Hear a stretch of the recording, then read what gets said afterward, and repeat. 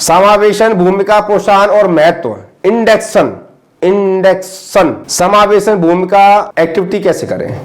जब कोई भी नया डायरेक्ट सेलर आपके ग्रुप में शामिल होता है, ध्यान से सुनिए आप, जब कोई भी नया डायरेक्ट सेलर आपके ग्रुप में शामिल होता है तो सबसे पहले जरूरी काम आपको क्या करना है, वह FIM इंडेक्शन करना है। FIM इंडेक्शन मतलब एक टीकाकरण। जब आप किसी व्यक्ति को सिस्टम की कुछ एक्टिविटीज करवा करके उसको बताओगे, तब मार्केट में उसको भेजोगे, तो आपने पहले बीजारोपण कर दिया उसके दिमाग में कि सिस्टम ऐसे काम करता है, तेरे को लोग मार्केट में ऐसे मिलेंगे। उनकी बात को इग्नोर करेगा। जब आप बीजारोपण नहीं करेंगे उसके दिमाग में, आप कोई एक्टिविटी नहीं करेंगे, आप बाद में बताएंगे और पहले बाहर से शहीद होकर के आ जाएगा, उसके बाद में बताएंगे कि भाई हम तो बताने वाले थे तेरे को ऐसा ही होता है, जब तक तो खेल खत्म हो जाएगा। सबसे बड़ी बात यह है कि पहले बताया किसने, तो सबसे पहले क्या करनी है, FIM इंडेक्शन मतलब इंजेक्शन, टीकाकरण करना है, जिससे आपके नेटवर्क में हर नया डॉक्टर रुका रहे, मरे नहीं। मरने की दर तब ज्यादा बढ़ती है जब आप उसकी FIM इंडेक्शन नहीं करते। इंडेक्शन करना बहुत जरूरी है। जब स्टेबिलिटी होगी, ठहराव होगा, रुकाव होगा आपकी टीम में, तो समझ लीजिए कि ग्रोथ के चांस ज्यादा बढ़ेंगे। ठहराव ही नहीं है, रुकाव ही नहीं है, आए राम गए राम, आंधी की तरह आए तूफान की तरह निकल गए, तो फिर कहां से चलेगा। आपके नेटवर्क में पैदा होने वाले हर डायरेक्ट सेलर को इंडेक्शन नाम का इंजेक्शन लगवाना बहुत जरूरी है। टीकाकरण कर दो पहले से ही, उसको फ्री मत छोड़ो आप। बच्चे का जन्म होने के बाद तुरंत टीकाकरण होता है, सबसे पहला जन्म होने के तुरंत बाद पहला इंजेक्शन लगाया जाता है, वैसे ही आपने करना है। डायरेक्ट सेलिंग में सबसे जरूरी चीज है रिटेंशन, रोके रखने की शक्ति। इस बेस में लोगों को जोड़ना बहुत आसान है, नोट कर लेना आप, उल्टा सीधा कैसे भी करके आप लोगों को जोड़ लोगे। जोड़ना बहुत आसान है, लेकिन उन्हें रिटेन, जोड़े रखना बहुत मुश्किल है, सबसे मुश्किल है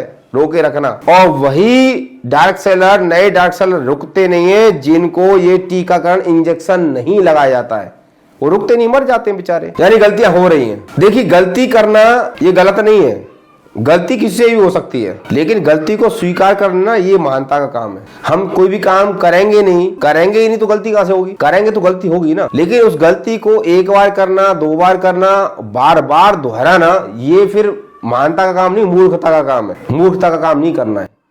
एक बार गलती हो गई, उसको सुधार लो। हाँ, जाने दो बार हो सकती है, लेकिन तीसरी बार गलती करने वाला वो व्यक्ति मूर्ख कहलाता है। तीसरी बार नहीं करनी है। रिटेन, जोड़े रखना सबसे मुश्किल है। 85% लोग 72 घंटे के अंदर ही छोड़ देते हैं, बेस को क्विट कर देते हैं, आउट। अगले 15% लोग अगले 15 से 20 दिन में छोड़ देते हैं। इस बेस में आना जाना बहुत आम बात है, मतलब ये तो चलता रहता है। बेस का स्वरूप भी ऐसा है, कुछ लोग आएंगे, कुछ लोग शौकिया टाइप के आते हैं, कुछ लोग पार्टी टाइम के लोग होते हैं। मैंने आपको बताया ना, पहले लास्ट मीटिंग में बता चुका हूँ। कुछ जुए के टाइम में आएंगे, चलो यार सट्टा मार लेते हैं, तो आना जाना ये लगा रहता है। लेकिन जो अच्छे लोग आए हैं उनको रोकना ये हमारी जिम्मेदारी। अगर उनको हम नहीं रोक पा रहे हैं तो ये गलत बात है। देखिए, CA हुआ, लॉयर हुआ, डॉक्टर हुआ, आर्मी वाला हुआ, इनको सारी चीजें बताई जाती हैं, ट्रेनिंग दी जाती है, और एक एक व्यक्ति को 1-1 साल, 2-2 साल, 3-3 साल, 4-4 साल का कोर्स होता है। ये ऐसा नहीं है कि मतलब CA का कोर्स हमने चलो साहब 1 महीना कर लिया, उसके बाद हम CA बन गए। इनको कोर्स करने पड़ते हैं, इनको तैयारियां करनी पड़ती हैं। और आप ये सोचिए कि एक CA जब तैयारी करता है तभी एक चार्टर्ड अकाउंट बनता है, एक लॉयर तैयारी करता है 3-4 साल तब जाके लॉयर बनता है, एक डॉक्टर 8-10 साल देता है तब जाके एक डॉक्टर बनता है, एक आर्मी वाला जो है वो 1 साल 2 साल की ट्रेनिंग करता है। बेसिक ट्रेनिंग अलग होती है, कोर में जाने की ट्रेनिंग अलग होती है, तब जाकर के वो परफेक्ट आर्मी वाला बनता है।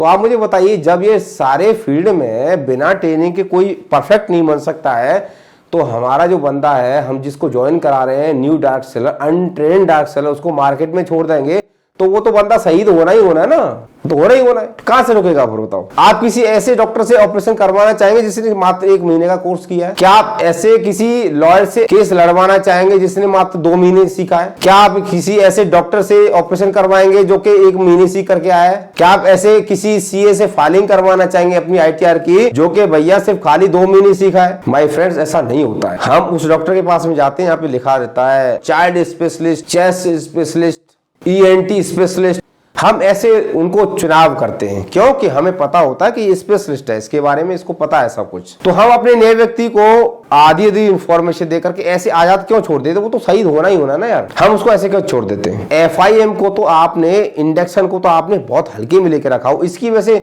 मरने की दर संख्या ज्यादा बढ़ जाती है। अगर आपने उनके आने के बाद उन्हें रोकना, जोड़े रखना सीख लिया तो समझ लिए कि आपने पूरी जंग जीत ली और आप एक कैटरपिलर से बटरफ्लाई बन गए। अगर आपने ये कला सीख ली तो जोड़ने के बाद उनको रोकने की कला सीख ली तो आपने पूरी जंग जीत ली साहब।